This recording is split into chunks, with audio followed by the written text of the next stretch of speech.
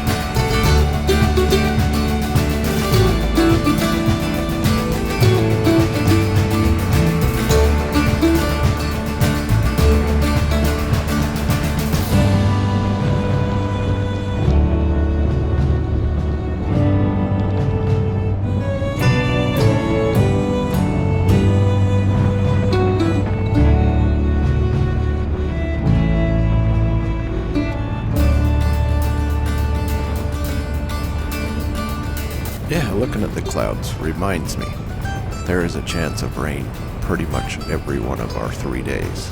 The chance on this first day was fairly small, but there. The chance of rain is way better tomorrow, and the chance of rain is almost certain on the third day, but we are risking it. We've got rain gear, we've got everything we need. So, we've had this plan for a while. It is a holiday weekend, and we are just going to get it done, and rain or shine or whatever. Yeah, just watching those rain clouds it's a little nerve-wracking. Now, this is a part of the map up in the northwest corner where we go off the main route a little bit. The last time we did it, we stayed on the main route. This time we're going to take this little shortcut that kind of cuts out the top corner. Thought it might be interesting, a little more interesting than the main road from last time. We got up in there and found out the tracks are a little bit off. I think they've rerouted this road. It all seems fairly new once we get up in there. But glad we took this little shortcut. This is a really pretty little section of road.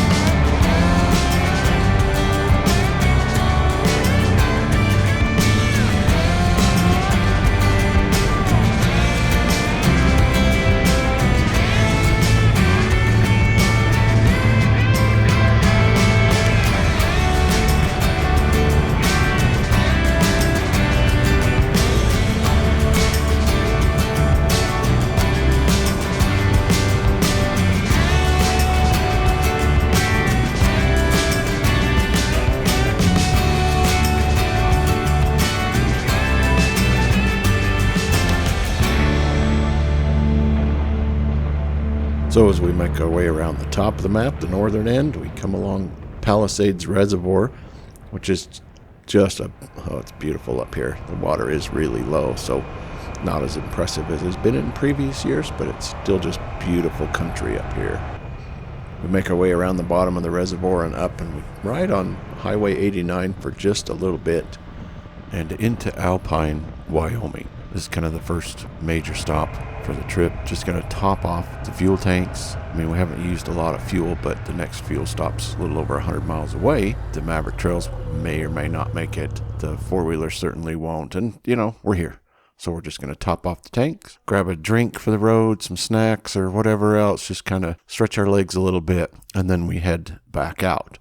We head up this canyon that goes along the Grays River. It's a beautiful canyon. This is where everything kind of changes a little bit. We've been in big, wide open, beautiful spaces, and now we end up in this canyon. Like I said in the beginning, we're doing this in 3 days with 2 nights of camping. And so with a 200-mile-ish loop, we figured, if we did between 60 and 70 miles a day, which is no problem, just to average it out. Now, this is Labor Day weekend, and so there are a lot of people camping. And the weather forecast was not great, so that, I'm sure, dissuaded many people from camping. So it was still busy, but it wasn't as busy as we thought. But as we head up the canyon from Alpine, there's a lot of people. And so we knew kind of going in that we would have to get away from Alpine a ways before we could really find anywhere to camp, which is the farther away from Alpine we go, the fewer people there will be. And so, obviously we're going to end up going more than 70 miles, we figured, for the day. But, once we get up here, we start looking for some places to pull over and camp. And there's all these little side roads, these little chutes that go off. And it's like, gosh, I wonder what's down there. We travel a little further, and, you can see these little campsites along the road, and they're all taken. They're pretty much all taken. But, you're still looking and you're still looking. And I just happened to see one little chute that went off, and I was like, gosh, I wonder, what are the chances? There's probably somebody there. And we went up the road a little bit and looked and down, and lo and behold, it was empty. And it was a fantastic spot. So, yep, this is the spot that we're going to spend our first night. It's perfect. Just turned out to be perfect.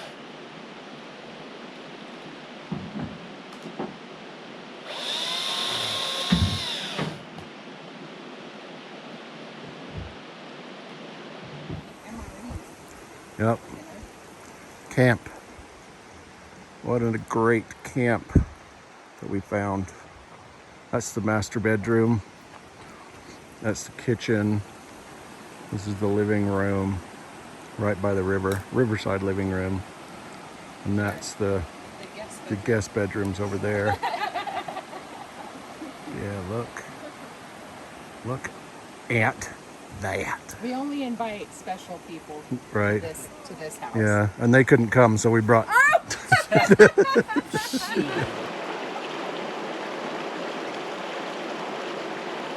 So stats for today, we did about 81.5 miles from the truck to here. It took us about 6.5 hours, and we did not hurry. We stopped off, and we had lunch somewhere in the way, and stopping in Alpine for fuel and drinks and things like that. We were in no rush. That was kind of the point in making this a 3-day ride instead of a 2, is that we just weren't rushed. Total of 200 miles. We've got 81.5 done the first day. So the more we do, it's not a big deal. That tomorrow we don't have to do very many if we don't want to. But we got to camp fairly early. Dinner tonight, simple, just some dehydrated meals, and we wanted to just get dinner out of the way, so we had plenty of time to just sit around the fire and BS and consume an adult beverage or 2. Yeah, it was just this campsite was just perfect. It was such a perfect ending to really an amazing day. These are the times, man, when I get to spend time doing what I love with the people that I love. Man, this is what this is all about.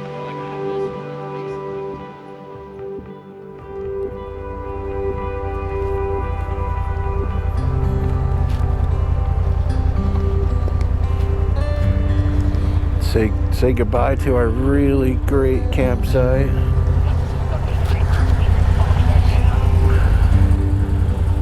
Some black clouds. We're hoping. They look like they're going that way, right?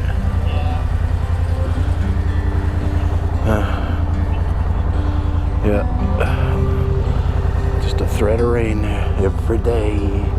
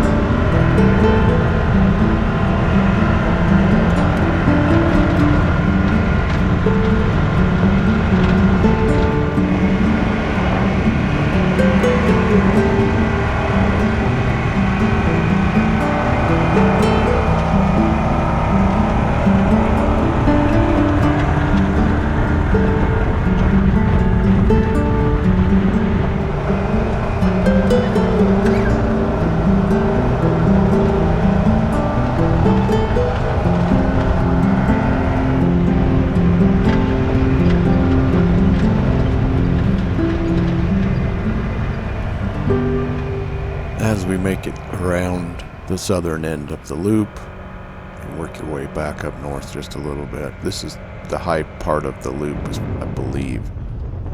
This is a section that is pretty late to open in the spring and summer just because of the elevation is so high. But it sure is pretty. You follow that Grays River up until it essentially, the top of the mountain where it basically starts, and you work your way down the other side through all these amazing valleys and woods. And yeah, this Wyoming is just beautiful. This section of Wyoming is the mountains. It's beautiful. But we come across another section of highway. You have to ride Highway 89 again, heading north for 4, 5, 6 miles or something to a little town called Smoot. And that's when you get back off the highway, and the Caribou Loop goes through a lot of these back roads and things. There's just, civilization here. It's pretty small, but you make a way around all these backcountry roads, looping through and here and there. Spend several miles in areas like this. And we get up to a point, we're just outside of Afton, Wyoming. We have to break off of the loop and head into Afton. I don't know, it's 4 or 5 miles in and then 4 or 5 miles back out. We need to head into Afton to get some fuel and, some more snacks and supplies and jerky. Whatever we're in the mood for, but this is kind of our last chance for gas and food and ice and everything else on the trip. So hang out here and stock up. And now you've noticed these clouds is kind of coming and going. Dark and light and dark and light, but there's always been this cloud cover. And now that we're in Afton and civilization, I have cell service again, so I'm able to pull up the weather on the app and look at the radar, and it is raining pretty good over in the mountains that we are headed towards. Now, we knew it was going to rain. We've kind of expected it, hoping it wouldn't happen, but now it looks like we are just going to head right into it. Fingers crossed. Things aren't looking great, but we're going for it. Once we get back up in the mountains, I won't have cell service, so I won't be able to monitor the weather from there on out. But as it's looking right now, we're headed right into the rainstorm. But off we go.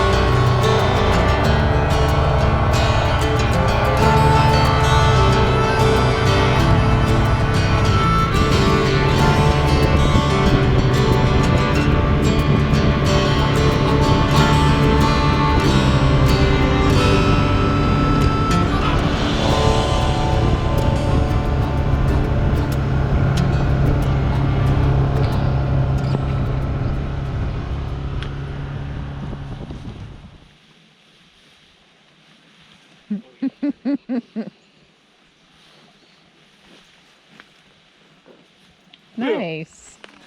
Oh, on cue, it starts to rain again.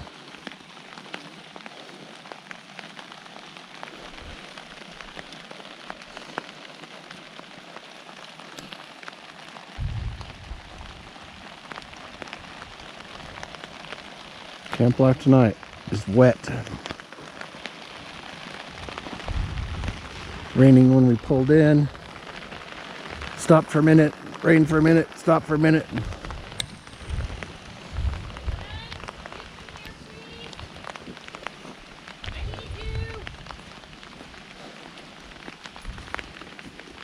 Oh, grab that side table.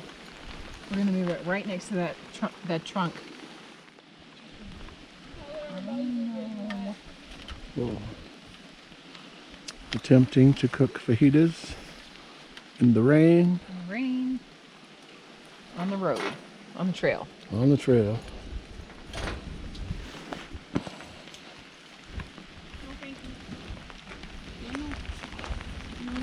Some meal prep going on here. Audrey's making buns. Getting wet buns. Yeah, we just found this little road that turned off the main road, and it was raining. We needed to find a spot. We just turned up this road and found this little clearing. I already had a fire pit in here, so we took it. Yeah, raining. I can't pull up the radar, so I don't know when it's going to end. So camp life in the rain. We'll see what happens.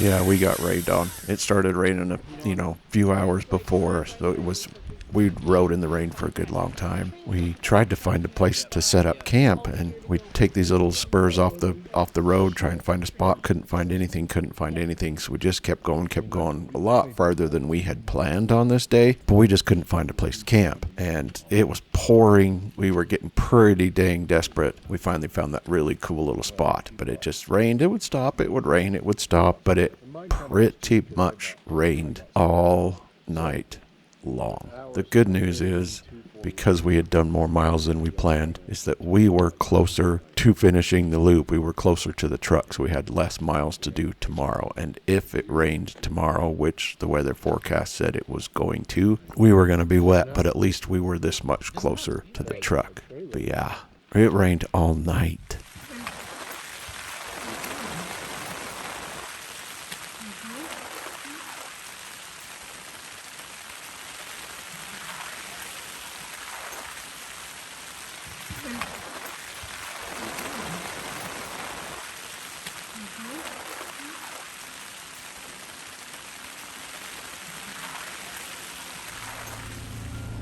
It rained all morning, tearing down. It rained all the way to the truck. It rained.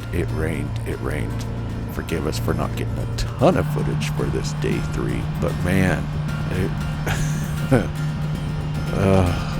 it rained.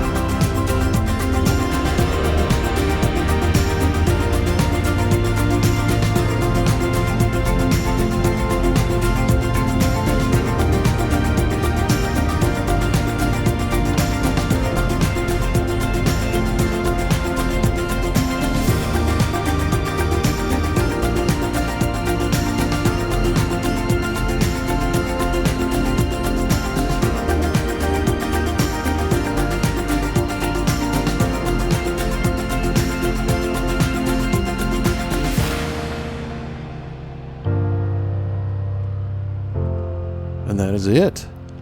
We finally made it. I forgot to give you the stats for day 2. Day 2 we did 104.5 miles. Took about 7 hours. Like I said, we went a lot farther than we had planned on that day, which only left us on day 3 to do about 25 to 26 miles back to the truck, which turned out to be a blessing. But as you can see, we got pretty wet. We were cold. We were done. Load up, dry up, and head back home. And man, what an adventure this was. Thanks, Tyler and Audrey, for coming along. Thanks, Suzanne, for everything that you do. Thank you guys for tuning in and watching. We appreciate it. But we'll see you in the next video, and we will see you all on the trail.